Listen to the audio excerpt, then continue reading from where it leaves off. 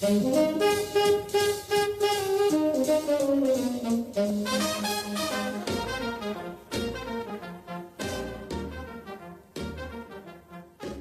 podcast is an invitation to feel and experience the souls of famous old Hollywood homes and to have an in-depth journey to the areas where they're located through interviews with longtime residents.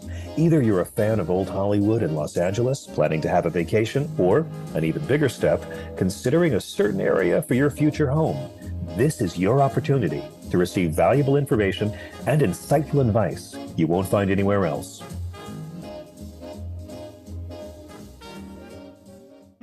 Hello, and welcome to my podcast. Are you in the mood for California? Today, we'll feel and experience West Hollywood and learn about its transformation into a haven for the LGBTQ community with infinitely talented John Mullican. And the first thing that the city council did, they went into Barney's Beanery, which is, a bar. Now a very popular bar, but it's been around forever. But there used to be a sign that was above the Barney's Beanery door that said in big bold letters, and it's a derogatory term for homosexuals, rhymes with maggots, in this bar, no F allowed. Wow. And the city council, when it became a city in 1984, the first thing they did is they walked over to Barney's Beanery and said, take that down.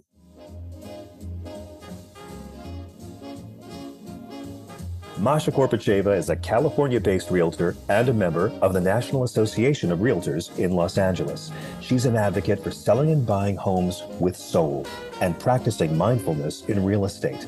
With master's degrees in spiritual psychology and linguistics, Masha brings all of her skills to work with her clients. An intuit and empath, she has touched many lives with her outstanding ability to see beyond the visible and helping to come to better understanding of issues and their resolutions. An adventurous world traveler, from climbing Mount Kilimanjaro in Tanzania to exploring the Galapagos Islands, Masha has a particular passion for the City of Angels. Having landed in this paradise and adopted it as her home, she's been sharing old Hollywood stories since 2007.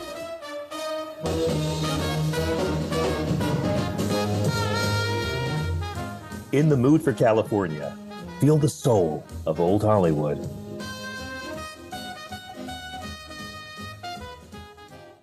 And now, are you ready to experience West Hollywood? West Hollywood's transformation into a haven for the LGBTQ community is a fascinating tale of resilience, creativity, and activism. It's a story that begins well before the city's official incorporation in 1984, shaped by its unique geography, progressive spirit, and the courageous individuals who found refuge and freedom within its boundaries. In the early 1900s, West Hollywood was a quiet patch of unincorporated land in Los Angeles County. Its location outside the jurisdiction of the LAPD and governed instead by the more lenient County Sheriff's Department made it a perfect setting for nightlife that catered to those on the fringes of society. During Prohibition, speakeasies and underground clubs flourished here, offering a safe, albeit secretive space for same-sex couples to mingle. One such hotspot was Ciro's, a glamorous nightclub on the Sunset Strip that, while ostensibly catering to Hollywood elites, became an unwritten sanctuary for LGBTQ patrons.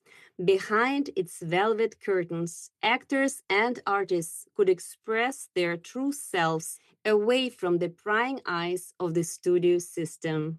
After World War II, LGBTQ people from across the country flocked to Los Angeles in search of opportunity and acceptance. Many found themselves in West Hollywood, drawn by its artistic community and nightlife. By the 1950s, bars like the Black Cat and the Tropicana were quietly welcoming gay patrons, although police raids were a constant threat. At the same time, West Hollywood became home to several artists, writers, and performers who pushed societal boundaries.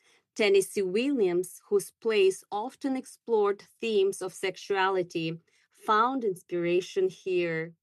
The creative energy of the area attracted not only LGBTQ individuals, but allies who valued freedom of expression.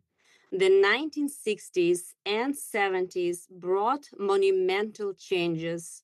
Inspired by the Stonewall riots in New York, LGBTQ activists in Los Angeles began to fight back against oppression. West Hollywood became the epicenter of this burgeoning movement on the West Coast. Bars like the Stonewall and later Studio One were not just nightlife spots, they were rallying points for community organizing and protests. In 1970, West Hollywood played a pivotal role in the first ever Pride Parade, which marched down Hollywood Boulevard to mark the anniversary of Stonewall. It was a bold act of defiance and celebration that cemented the neighborhood's identity as a place of activism and visibility. The 1980s were a dark time for the LGBTQ community as the AIDS epidemic devastated lives. West Hollywood emerged as a critical hub for support and advocacy. Organizations like the Los Angeles Gay and Lesbian Center, now the Los Angeles LGBT Center, and AIDS Project Los Angeles were founded here, providing healthcare, legal aid, and education.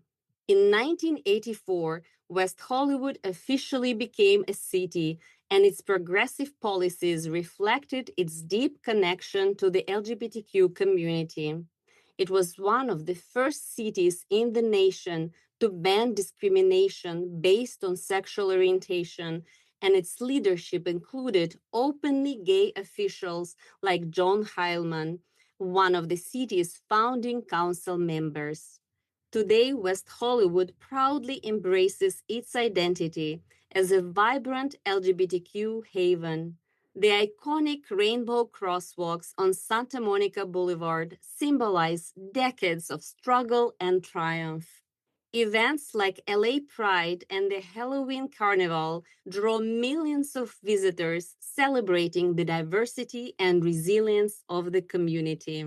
Yet, West Hollywood's story is more than just its nightlife or parades. It's a place where people have fought for the right to live authentically, love openly, and build a future without fear. Its streets hum with the echoes of pioneers who turned a patch of unincorporated land into a beacon of hope.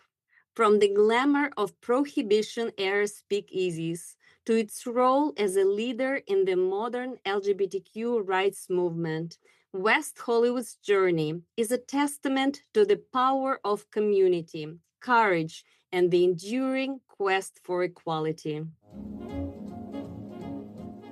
And here we are. Welcome to West Hollywood. I'm so honored to have John Mullican here with me.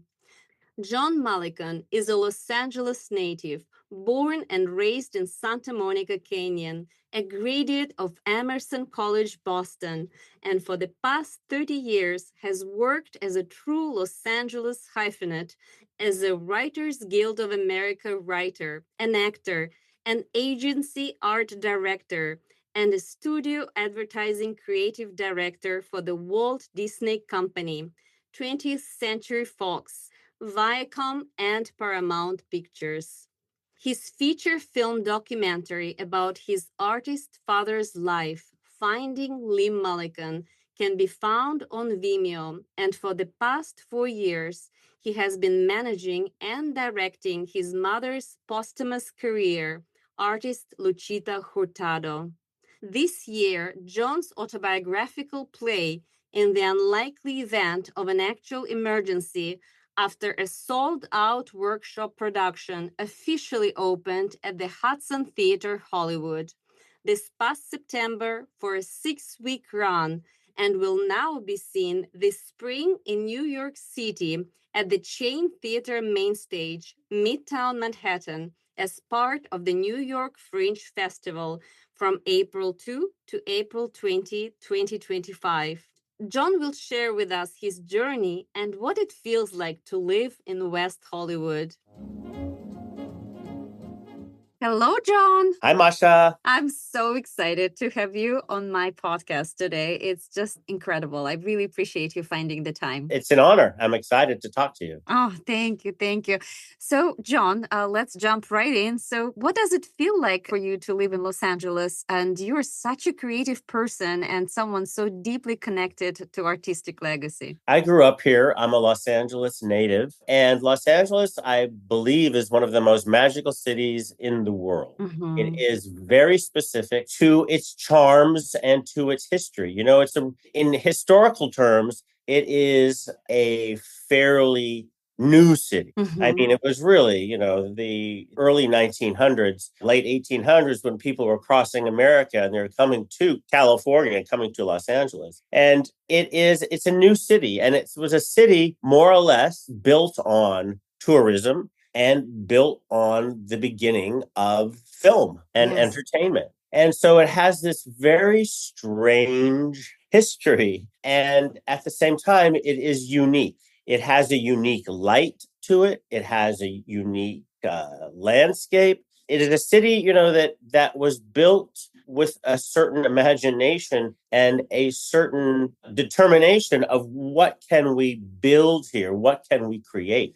The majority of these palm trees have all been brought in. Yes. The palm trees of Beverly Hills, those are all planted years ago. The car wash down the street from me, the Santa Palm Car Wash in West Hollywood, and you walk through their lobby, they have old photographs, I believe from like 1890, maybe 1900s. And it just shows dirt roads, but it shows the intersection of Santa Monica Boulevard and Palm Avenue. And it looks like the country. It looks like the country. And if you think in those kind of terms, that is a very new city. That is not Washington, D.C. That is not New York City. That is Los Angeles. And I remember growing up here, you'd go into the valley and you'd cross over Laurel Canyon and you would see nothing but orange groves. Mm-hmm. Between then and now, it continues to be a place where people come for their dreams, for the climate, and to create something or understand something in themselves that is unique to them, and understanding a freedom that exists here, much like the people that came out in the late 1800s or the beginning of the film industry of what was possible. Yes. And I think that is very much Los Angeles and its charms. I was thinking about the film Clueless just now, and this Alicia Silverstone film called Clueless, which came out in 1995. And there was a line in it where her father tells her character, Cher, I believe it was, she's late. And the father says, Cher, there's no excuse for being late. You can get anywhere in Los Angeles in 20 minutes. And that was true. And if you think about it, that's not that long ago. That's 1995. You could get to LAX in 20 minutes. You could get to Hollywood in 20 minutes. And I think that Los Angeles is now dealing with growth. And I remember being a little kid and understanding sooner or later we'll run out of room and we will have to grow vertically. And that's exactly where we are now. Yes. This is so true. Oh my God, this is so funny. It's 20 minutes. It's like, okay, maybe you can drive like a couple of miles. Yeah. No, not anymore. Not anymore. But I have a new version of this where I'll turn to my husband and I'll be like, oh my God, what time is it? And he'll be like, oh, it's 9:45. I was like, oh my God, the magical 2 hours are going to be ending soon. And he said, what are you talking about? I said, if you have errands to run in Los Angeles, the magical 2 hours are between 10 a.m. and 12 noon. That's it. That's so true. Yes, this is so true. And also, John, I wanted to tell you that I couldn't agree more with you the way you describe Los Angeles, because to me, it's also a city that was built on dreams of other people and people who came here to reinvent themselves, either from the East Coast or from all over the world. And I think it definitely adds to the uniqueness of Los Angeles. Oh, 100%. And whenever I meet someone, and recently I met someone, and I said, how long have you been here? And they said 6 weeks. And I look at them like a deer in headlights. I'm like, do you know? They're like, well, we're figuring it out, da, da, da. And I always give them my name and number. I'm like, if you have any questions, feel free. Just call me, text me, whatever it is, because this is a strange place. Yes. This is not necessarily an easy place, particularly if you're a recent transplant, particularly now, I think. And whenever I meet someone and they say, well, and I'll ask them, I'll say, do you like it? And they're like, well, I don't know. I'll be like, well, how long have you been here? Oh, we've been here a little over a year. I said, oh, well, that's not a good sign. Then you're probably not going to make it. Yes. And they say, why? I said, what I've learned is that you have to get over the 2-year mark. If you're at the 1-year mark and you're still saying, I don't know, you might not make it past the 2-year mark. Yes. Yes. Once you get past the 2-year mark, okay, you're good. But generally, it takes a minimum of 2 years to really kind of find your footing here. Very true. Very true, John. And also Los Angeles has so many diverse neighborhoods, and you specifically live in West Hollywood. Maybe you would like to share what the vibe of West Hollywood is like, and maybe it influences you or inspires you in some way. I'm gay. I'm a gay man. I've always known I was gay. Ever since I was a teenager, I knew I was gay. I came out at 17. And this was, me coming out at 17, that's when it was still, not easy, not accepted. And certainly it's still hard today, depending on your family situation or where you live in this country. But realizing that I was a gay man at 16 years old, and once I got my driver's license, I would drive from Santa Monica to West Hollywood, park the family car, and walk my dog through West Hollywood so that I could see other gay people. So that you would feel you belong. Right. And understanding that and realizing this is going to be my community. This is where I felt brotherhood. This is where I felt family. This is where I felt chosen family. This is where I felt connected. And at the same time, I was terrified because, being gay was considered a mental disorder until 1973. And here it is. I'm 16 and 1977. And it was a real challenge, but I felt safe. I felt like this was home. And then in 1984, when the city of West Hollywood became its own city, and I happened to be in town, I was still going to school at the time, but I happened to be in town during their celebration of when they became their own city separate from Los Angeles. And, the first thing that the city council did, they went into Barney's Beanery, which is, a bar, now a very popular bar, but it's been around forever. But there used to be a sign that was above the Barney's Beanery door that said in big, bold letters, and it's a derogatory term for homosexuals, rhymes with maggots, in this bar, no F allowed. Wow. And the city council, when it became a city in 1984, the first thing they did is they walked over to Barney's Beanery and said, take that down. Wow, that's incredible. And they did. And that is a certain history with West Hollywood. And that shows the conviction and the power of creating community for community by the gay community. So I've lived here off and on my entire life. And I've been to countless protests. I, weathered the 2 decades of AIDS, fighting for our lives, to going to West Hollywood Park to celebrate, gay marriage being legal on a national level. And that just happened, I don't know, at this point, 6 years ago, 2016, 2017, something like that. Yeah, very recent, yeah. Recent. And it was so fun to be in West Hollywood Park for a celebration instead of a fight. But those fights were important. Those fights mattered. So to be part of a community that understood that and to participate in that, to understand myself and my community, West Hollywood has always been home. And unfortunately, on a certain level now, it's starting to get a reputation as Beverly Hills East. Rents are expensive, fancy restaurants, fancy this, private club, blah, blah, blah. And, you can't fight progress, and it is what it is. But West Hollywood and its history has played an extremely important role in my community and in Los Angeles. Yes, yes, I can see that. And I'm so glad that you were able to find this area for yourself where you would feel safe, where you would Absolutely. belong. And I think there is nothing more important in a human life than to live surrounded by people that you can relate to. Absolutely. And can connect to and to Yes. understand and to help each other. My parents were, when I first came out, there was some rough patches, but they quickly kind of turned around and they would come with me to protest. My mother would come with me to West Hollywood Park for the AIDS walk, for this or for that, or for, there have been so, political demonstrations.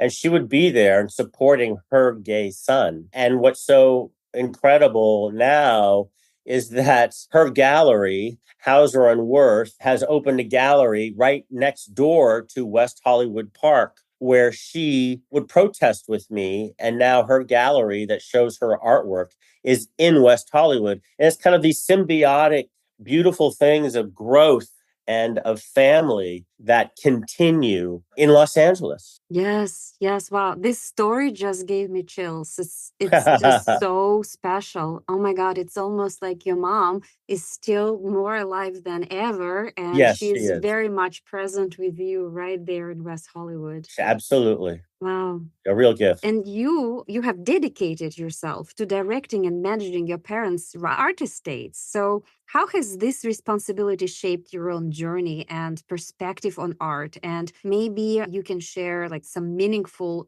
part of preserving and promoting your family's artistic legacy. Well, yeah, it is for me, and this is for me. I think that there are plenty of children of artists who end up inheriting a family art estate, and they walk away and they don't want to participate. And I have absolutely no issue with that. You have some friends they're children of artists, and they have just said, no, I want nothing to do with that world, and have walked away. And I respect that because it is its own journey. Mm-hmm. But with my parents, artists Lee Mullican and Luchita Hurtado, they were such incredible parents. They were incredible individuals. They were so full of love and truth and passion. And we grew up very poor. I mean, my dad taught art at UCLA, and that was basically his only income. And it provided us a lifestyle and a family where we could live in art and explore art and experience art and the joys of that in creativity and in passion with a freedom and a joy, really. Mm-hmm. I remember very distinctly being a little boy and 3 or 4 years old, and my parents would just give me pads of paper with pencils. Mm-hmm. And I remember looking at them and in my head, even that young, I was like, this is your bag. This is not my bag. You might like to draw on paper. I don't, but I'm a businessman and I appreciate and understand business.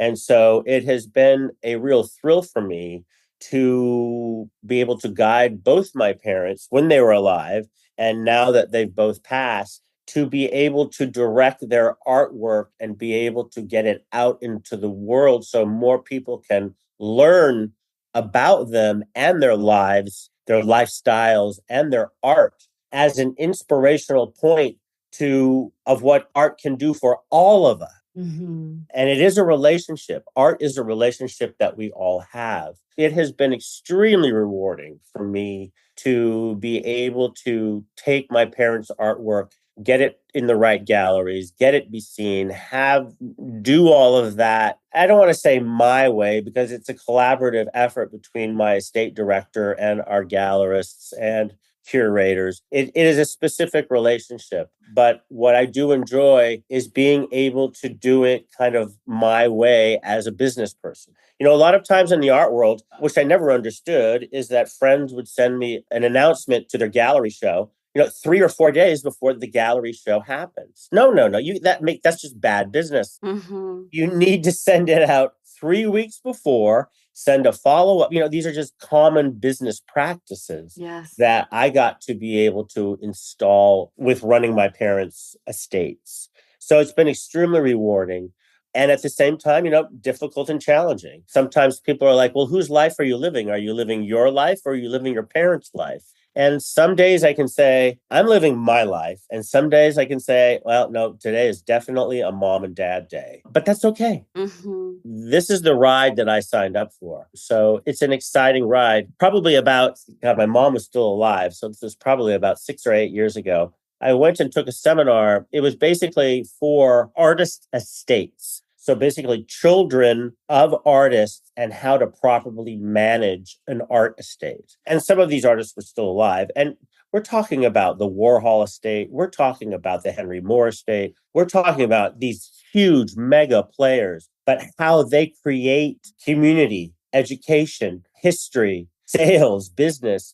And it really opened my eyes up to what is possible related to keeping an artistic legacy alive. And when I meet a stranger and they say, oh my God, your mother's art and her life really inspired me, that fills me with joy. Mm-hmm. She was such an incredible artist and mother. And the same with my father. Oh, your father is so spiritual. Yes, he was incredibly spiritual. And I'm so glad that you got that and understood that. So, yeah, it is a lot of work and it's an honor and a privilege. Yes, and it does sound very rewarding because the way you have just described it and the way you talk about your family, how loving your parents were and how your mother was always by your side, and the way you say that art is a relationship, it truly feels that your parents are both still very much alive. And while you are promoting their artistic legacy, it is your family life that you're living continuously with them. And it's always much harder for an artist to promote their own art. There usually should be like another person who would do it much better, because promoting yourself is really not an easy task. And you being there, standing by your parents, promoting their art is something so unique, so something so beautiful. In a way, you're giving back to them. Oh, absolutely. No, I am absolutely giving back to them. And they give back to me. I constantly, I'll be in the art warehouse where we have all the art stored. I'll see a new drawing. I'll see a new photograph. I'll see something new. And it's just like, oh my God, it sends me right back to having coffee with my dad or having a picnic with my mother or a conversation about love and about art and about family. And I'm still discovering new things. Mm-hmm. My dad was extremely prolific. So we have so much art. And I know that these legacies will continue long after I'm gone. Mm-hmm. And I recently met a lawyer, and the lawyer was like, well, this is all fine and well, John, but who's going to direct this estate 2 generations from now? And I laughed. I was like, can I just get through my life? I don't know if I can handle having to plan for like my niece and nephew's grandchildren. Is that what I have to be planning for? Oh my. I'll let them handle that. I can't go that far in advance. Yes. And then you still need to take care of your career, because Yes. you are so multifaceted as a business person and as a writer and as a director. And I recently saw your incredible play In the Unlikely Event of an Actual Emergency, which is just as powerful as its title. So maybe you could share the idea behind this play and what themes you hoped to explore through it. Yeah, the title of the play is In the Unlikely Event of an Actual Emergency. And it is taken from, those safety briefings that we get when we get on an airplane. And they say, in the unlikely event of, and it is based on my true story of surviving a commercial airplane crash when I was 20 years old. And my father, and it was an extremely traumatic, horrific event that has certainly shaped my life and certain choices I've made in my life. I'm 60 now. So this is 40 years ago. But these kind of ghosts, and I hate to use the word trauma because I do feel that's a bit overused, but it is a trauma. It is PTSD. It is all those things. And when the crash happened and I survived, my father said, John, the only way you're going to survive this and get over this is by going to your art. Wow. And I was in my 20s. I was like, I'm just trying to pay my rent. I'm just trying to figure out what's next. And then once I graduated college, unfortunately, the AIDS crisis started. And then that went on for 20 years. And it was kind of this back to back of plane crash and then starting to lose all of my friends. And this went on really until the dying stopped in 96, but it wasn't until 2000 that I was kind of able to catch my breath. Anyway, but again, I heard my dad say again, go to your art. Well, with COVID happening, and I lost my mom during COVID. And it was the kind of straw that finally broke my creative back. And I was like, I am going to write a play about my plane crash. And I am going to use my parents and my dad's conviction of go to your art. That is how you will heal. And the play is just that. It is a plane crash on stage, put in modern times of a plane crash happening now, but by a lead character who survives this crash only by learning to accept his own art and his own beauty through the ghosts of his parents. And a friend recently said it was a very powerful and slightly surreal experience because it's these ghosts that are coming back to help you survive. And I'm like, yes, and that is true. But it really came about really in many ways because of my parents and because of COVID. And as an artist, I just had to share this story. So many of my friends did not know this story of mine. So many of my friends did not know that I was a playwright. And then the irony is I put myself in it. Yes. Because I've been telling this story of this plane crash as cocktail fodder or, when someone, oh, John, tell us a story about the plane crash. I mean, I've been telling it my entire life. So it just made sense for me to finally really tell it in a theatrical format. And I'm so thrilled that we just completed our 6-week run here in Los Angeles, but rave reviews and sold out. And now we're looking at a New York run in 2025 if we can get kind of these things together. But it has been an incredible, life-changing, therapeutic, honest, heartfelt, and the word is fun too. There's dancing in it. There's comedy. It really has been a transformative theatrical experience. And I finally just heeded my dad's message of go to your art.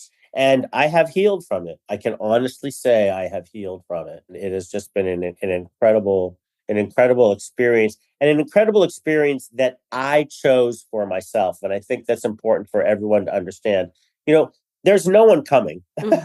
Yes. There's no one coming that's going to come along and be like, oh, hey, I've got this great idea. No, you have to do it. That story you want to tell, that canvas you want to paint, that novel you want to write, that trip you want to take, you have to do it. And once you start doing it, it's like the universe comes along, gives you the wind to the sails of your boat, and you go, go, go. And that's exactly what has happened. It's been so incredibly powerful and meaningful. But what I've really learned is, you have to decide to do it. And then all the resources come, but you have to take the first jump. Yes, yes. And John, and how does it feel after the 6 weeks of running the play, participating in it as the main character, having written it and having carried it within yourself for 40 years? So what do you feel right now after all these years and after this 6-week run? I feel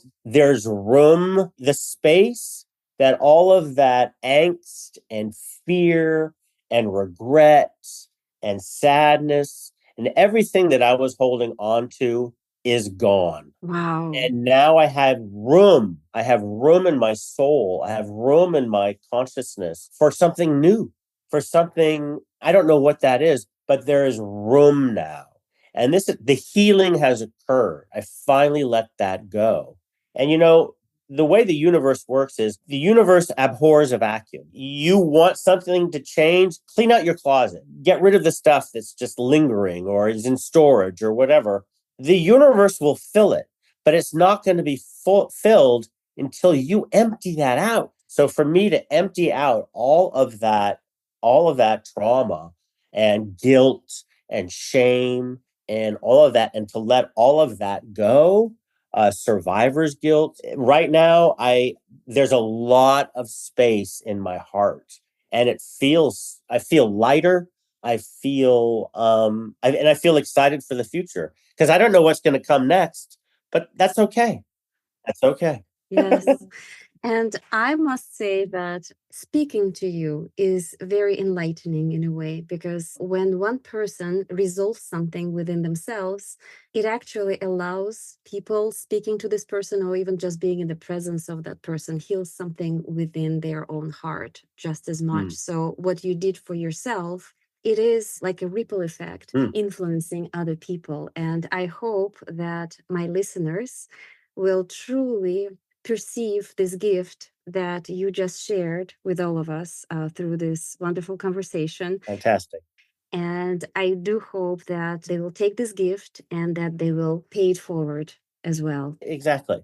Pay it forward, and just know anything is possible. Anything is possible. Yes. And as you said, go to your art, and art is this incredible relationship. So you shared so many wonderful insights and, almost like catchphrases that I would just want to keep in my diary so that I can be reminded of them. So thank you so much for your time. All right. Thank you, Masha. For your insights, for your wisdom. So it was such a pleasure to speak to you. That's a pleasure. All right. Thank you. Bye-bye. Okay. Bye-bye.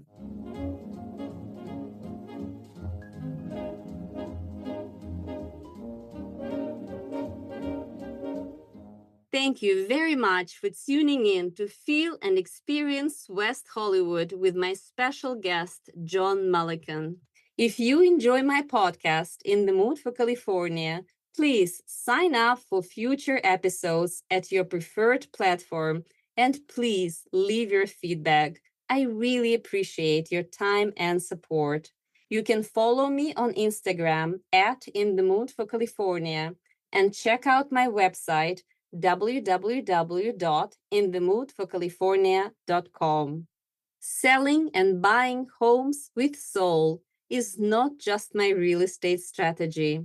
It's an intuitive and holistic approach that embraces your values, aspirations, and conscious intentions. If you want to discover the power of mindfulness in your real estate journey with my compassionate guidance, I'm here for you.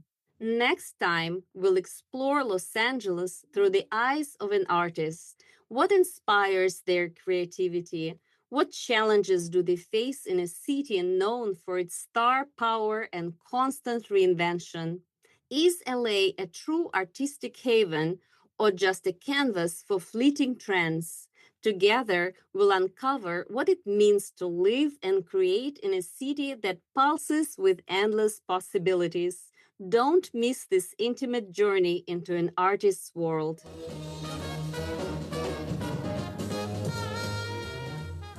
In the Mood for California. Feel the soul of Old Hollywood.